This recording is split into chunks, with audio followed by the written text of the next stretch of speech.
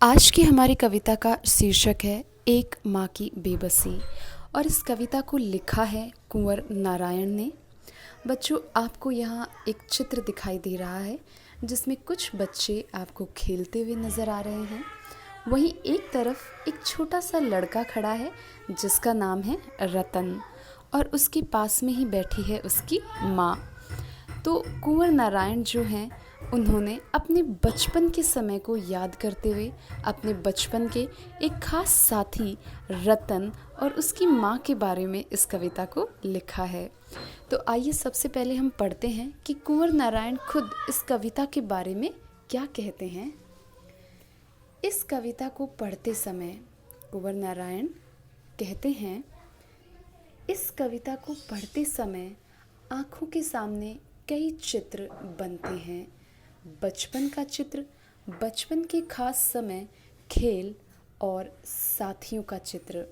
उन साथियों में एक खास साथी रतन का और एक माँ का चित्र। तो बच्चों, कवि जो कुंवर नारायण जी हैं, वो यहाँ पे कहते हैं कि जब भी वो इस कविता को पढ़ते हैं तो उनकी आँखों के सामने कुछ चित्र उभर कर आते हैं। वो चित्र किस बारे में उभर कर आते हैं? उनके बचपन के बारे में और उनके बचपन के एक खास साथी रतन के बारे में। ये जो बच्चा आपको एक तरफ नज़र आ रहा है, ये है रतन, और उसके साथ में बैठी है उसकी माँ। तो कवि आगे कहते हैं कि इसे पढ़ो और महसूस करो। यानी अब हम इस कविता को अच्छे से पढ़ेंगे और इस कविता में जो भाव हैं उनको समझेंगे, और हम इस कविता को एक बार पूरी तरीके से अच्छे से पढ़ेंगे। न जाने किस अदृश्य पड़ोस से निकल कर आता था वह खेलने हमारे साथ। रतन, क्या नाम है उसके खास साथी का?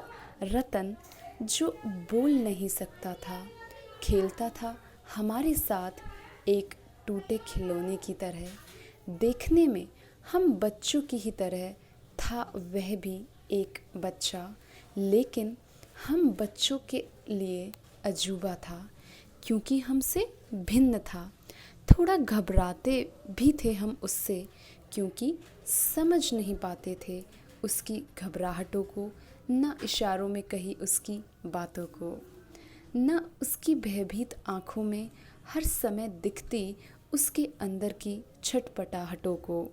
जितनी देर वह रहता, पास बैठी उसकी माँ निहारती रहती उसका खेलना। अब जैसे जैसे कुछ बेहतर समझने लगा हूँ। अब कवि जो हैं वो बड़े होने के बाद कहते हैं कि अब जैसे जैसे कुछ बेहतर समझने लगा हूँ, उनकी भाषा जो बोल नहीं पाते हैं याद आती है। कवि कहते हैं, याद आती है रतन से अधिक उसकी माँ की आँखों में झलकती उसकी बेबसी।